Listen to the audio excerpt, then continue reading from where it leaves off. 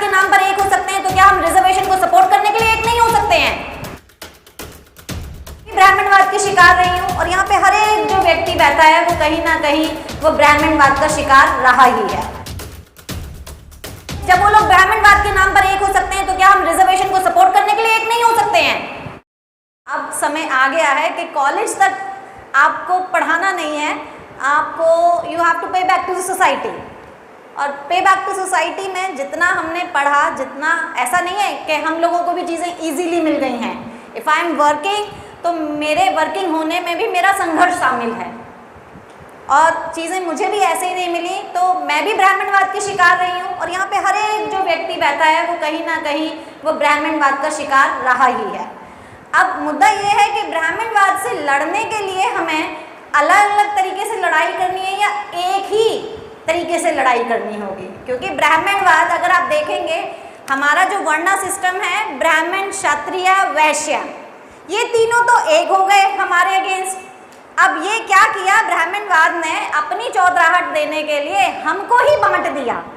जैसे अभी आप देखिए, गवर्नमेंट चाहे कांग्रेस रही हो चाहे वो बीजेपी रही हो, कोई भी खुले दिल से रिजर्वेशन को सपोर्ट नहीं करता है ना?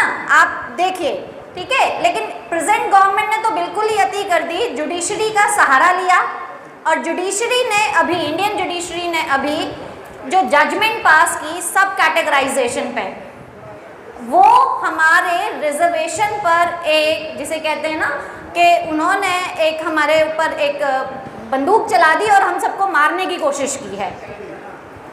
तो ये जो टॉपिक है, prevalence of Brahmanical society, Brahmanical system in society in danger for unity, fraternity and integration. तो रिजर्वेशन एक ऐसा मुद्दा है, मैंने इस जो टॉपिक को लिया है वो, जिसे बाबा साहब अम्बेडकर एक वर्ड देते हैं, सोशल डेमोक्रेसी।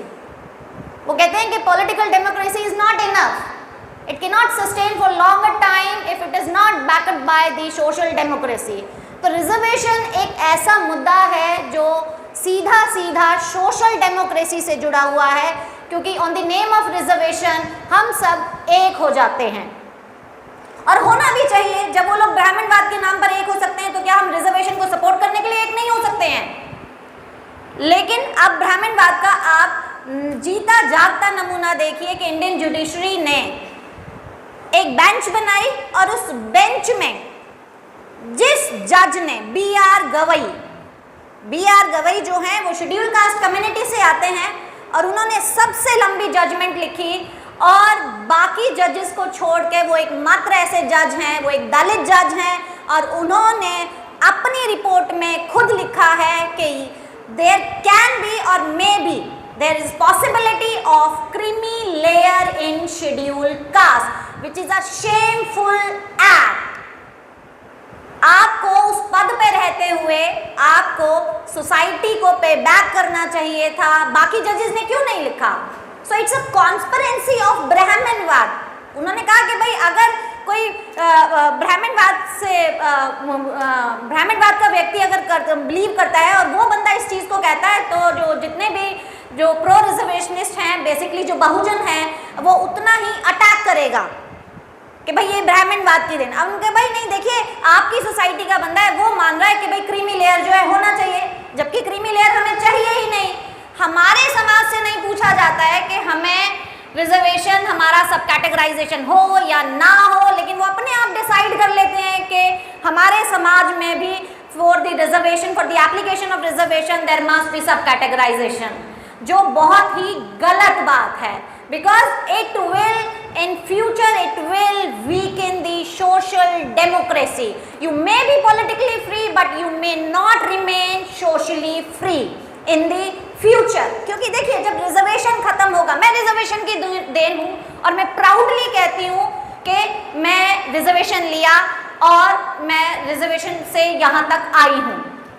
लेकिन आप ये देखिए, आप अपने बच्चों को अच्छा पढ़ा रहे हैं, अच्छा लिखा रहे हैं, प्राइवेट स्कूल में पढ़ा रहे हैं, बट इस चीज़ की क्या गारंटी है कि जो रिप्रेजेंटेशन आप अपने बच्चों के लिए चाहते हैं वो आपको फ्यूचरिस्ट गवर्नमेंट देंगी? क्योंकि रिजर्वेशन है तभी आपको रिप्रेजेंटेशन नहीं देती हैं। जब रिजर्वेशन नहीं होगा तो आप सोचिए आपको बिल्कुल ही नदारद कर जाएंगी। तो आप ये देखिए कि हमारे लिए reservation which is the pillar of social democracy which actually unite us, integrate us and जिसे कहते हैं फ्रेटर्निटी का एक धागा पिरोता है हमें, तो रिजर्वेशन एक ऐसा मुद्दा है। हालांकि that was the den of Poona pact, हमने रिजर्वेशन नहीं मांगा था, हमने रिप्रेजेंटेशन मांगा था। चाहे कांग्रेस हो चाहे बीजेपी हो, इन्होंने हमें ग्रेजुअली रिजर्वेशन दिया है, कोई ऐसा नहीं है कि एक ही झटके में हमें रिजर्वेशन दे दिया। सबसे पहले इन्होंने हमें पॉलिटिकल रिजर्वेशन दिया, फिर इन्होंने हमें जॉब्स में रिजर्वेशन दिया, ठीक है, और फिर ये कहते हैं कि भाई जो रिजर्वेशन है देखिए आपको कॉन्स्टिट्यूशन से मिल रहा है और आपको इस तरीके से मिलेगा, टाइम टू टाइम अमेंडमेंट किया जाएगा, और देखिए हम आपके बारे में सोच रहे हैं।